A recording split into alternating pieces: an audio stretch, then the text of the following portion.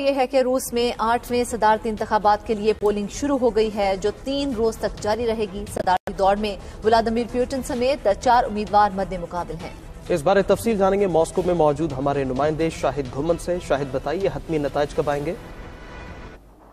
जी बिल्कुल, रूस में आज 15 मार्च से सदारती इंतखाबात के लिए वोटिंग जारी है, जो 17 मार्च तक जारी रहेगी। व्लादिमीर पुतिन एक बार फिर सदारती उम्मीदवार के तौर पर मैदान में हैं।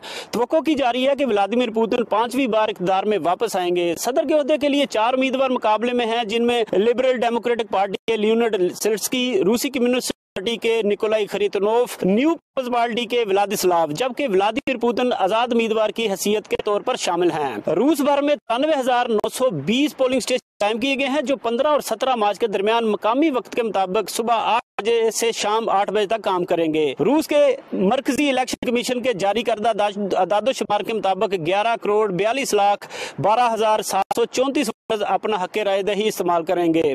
रूसी सदारती इंतखाबी कवानीन के तहत 50% से ज्यादा वोट हासिल करने वाला उम्मीदवार जीत जाएगा। रूस का मरकजी इलेक्शन कमीशन 28 मार्च के बाद इंतखाबी नताइज की तस्दीक करेगा और तस्दीक के बाद 3 दिन के अंदर नताइज का ऐलान करेगा। जी शुक्रिया शाहिद।